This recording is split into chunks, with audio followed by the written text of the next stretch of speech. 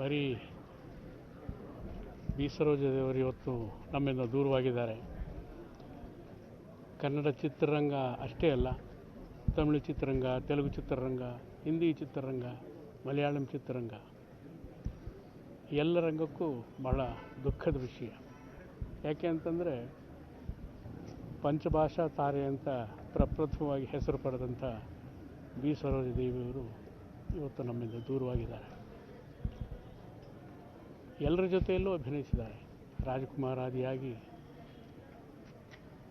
ತೆಲುಗಿನ N T Rama Rao, Nageswara Rao, ತಮಿಳಿನ MGR, Sivaji Ganesan, Gemini Ganesan, ಹಿಂದಿಯ ದಿಲೀಪ್ ಕುಮಾರ್, ರಾಜೇಂದ್ರ ಕುಮಾರ್, ಹೀಗೆ ಇಂಥ ದಿಗ್ಗಜರ ಜೊತೆಯಲ್ಲೆಲ್ಲ ಅಭಿನಯಿಸಿ ಹೀರೋಗೆ ಎಷ್ಟು ಪ್ರಾಮುಖ್ಯತೆ ಕೊಡ್ತಿದ್ರೋ ಅಷ್ಟೇ ಪ್ರಾಮುಖ್ಯತೆ ಹೀರೋಯಿನ್ಗೂ ಕೊಡ್ತಿದ್ದರು. ಅಂಥ ಹೆಸರನ್ನು ಪಡೆದಂಥ ಏಕಮೇವ ದ್ವಿತೀಯ ನಟಿ ಬಿ ಸರೋಜದೇವಿ. ನನ್ನ ಪುಣ್ಯ, ಅವರ ಜೊತೆಯಲ್ಲಿ ಅವರ ಗಂಡನ ಪಾತ್ರ ಒಂದು ಮಾಡಿದ್ದೆ. ಭಲೆ ಚತುರಾನ್ನ ಶಂಕರನಾಗದರಲ್ಲಿ ನಾಯಕನ ಪಾತ್ರ ಮಾಡಿತ್ತು. KCN ಮೂವೀಸ್ ನಿರ್ಮಾಣ ಮಾಡಿತ್ತು. ಆವತ್ತಿನಿಂದ ಇವತ್ತಿನವರೆಗೂ ಈಗ ಒಂದೂವರೆ ತಿಂಗಳ ಹಿಂದೆ ಮಾತಾಡಿದ್ದೆ ಅವರ ಆರೋಗ್ಯದ ಬಗ್ಗೆ, ಚೆನ್ನಾಗಿದ್ದೀನಿ ಅಂತ. ಅವರ ದಿನಚರಿ ಅವರೇ ಹೇಳಿಕೊಂಡ್ರು.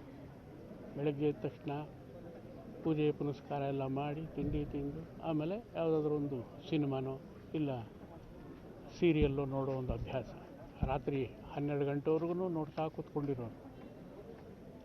ಆಮೇಲೆ ಎಲ್ಲ ಕಲಾವಿದರ ಅಭಿನಯವನ್ನು ಅವರು ಮೆಚ್ಚಿ ಅವರ ಪ್ರತಿಕ್ರಿಯಿಸ್ತಿದ್ದರು. ಅಷ್ಟೊಂದು ಜ್ಞಾಪಕ ಶಕ್ತಿ ಇತ್ತು ಅವರಿಗೆ. ಅಂಥ ಒಬ್ಬ ಧೀಮಂತ ನಟಿ, ಪದ್ಮಶ್ರೀ, ಪದ್ಮಭೂಷಣ. ಕನ್ನಡ ಚಿತ್ರರಂಗಕ್ಕೆ ಅವರು 1954-55ರಲ್ಲಿ ಬಂದಿದ್ದು. ಹೊನ್ನಪ್ಪ ಭಾಗವತರವರ ಮಹಾಕವಿ ಕಾಳಿದಾಸ ಚಿತ್ರದಲ್ಲಿ ನಾಯಕಿಯಾಗಿ ಪ್ರವೇಶ ಮಾಡಿದರು. ಅದಾದ ನಂತರ ಅತ್ಯುತ್ತಮವಾದಂಥ ಕನ್ನಡ ಚಿತ್ರಗಳಲ್ಲಿ ಉದಾಹರಣೆ ಹೇಳಬೇಕು ಅಂದರೆ ಅಮರಶಿಲ್ಪಿ ಜಕಣಾಚಾರಿ, ವಿಜಯನಗರದ ವೀರಪುತ್ರ, ಭಾಗ್ಯವಂತರು, ಇಂಥ ಅತ್ಯುತ್ತಮವಾದಂಥ ಚಿತ್ರಗಳಲ್ಲಿ ಅತ್ಯುತ್ತಮವಾದಂಥ ಪಾತ್ರಗಳನ್ನು ಮಾಡಿದರು. ಅಷ್ಟೇ ಒಳ್ಳೆಯ ಪಾತ್ರಗಳನ್ನು ತೆಲುಗು, ತಮಿಳು, ಮಲಯಾಳಂ ಮತ್ತು ಹಿಂದಿ ಚಿತ್ರಗಳಲ್ಲಿ ಮಾಡಿ ಭೇಷ್ ಅನಿಸ್ಕೊಂಡಿದ್ದರು. ಕನ್ನಡಿಗರ ದುರ್ದೈವ, ಇವತ್ತು ಅವರ 87ನೇ ವಯಸ್ಸಿನಲ್ಲಿ ನಮ್ಮಿಂದ ದೂರವಾಗಿದ್ದಾರೆ. ಹುಟ್ಟು ಸಾವು ಸಹಜ. ಹುಟ್ಟಿದ ಮೇಲೆ ಸಾವು ಬಂದೇ ಬರುತ್ತೆ. ಯಾವಾಗ ಬರುತ್ತೆ, ಹೇಗೆ ಬರುತ್ತೆ ಅಂತ ಹೇಳೋಕ್ಕಾಗಲ್ಲ. ಇವತ್ತು ನೋಡಿ, ಅವರು ಪೂಜೆ ಮಾಡಿ ತಿಂಡಿ ತಿಂದು ಕೂತಿದ್ದ ಹಾಗೇ ಪ್ರಾಣ ಹೋಗೋದು. ಅದು ನಿಜಕ್ಕೂ ಒಂದು ಹೆಮ್ಮೆ ಪಡಬೇಕಾದಂಥ ಒಂದು ಸಂಗತಿ. ಅಂಥ ಸಾವು ನಿಜಕ್ಕೂ ಒಂದು ಕೆಲವ್ರಿಗೆ ಮಾತ್ರ ಅದನ್ನು ಆರಿಸ್ಕೊಂಡು ಬರುತ್ತೆ. ನಾವು ಅವ್ರ ಬಗ್ಗೆ ಎಷ್ಟೇ ಮಾತಾಡಿದ್ರೂ ಅವ್ರನ್ನ ಕಳ್ಕೊಂಡಿದ್ದೀವಿ. ನಮಗೆ ದುಃಖವಾಗಿದೆ. ಭಾರತೀಯ ಚಿತ್ರರಂಗಕ್ಕೆ ಅವರನ್ನು ಕಳ್ಕೊಂಡು ದೊಡ್ಡ ದುಃಖವಾಗಿದೆ.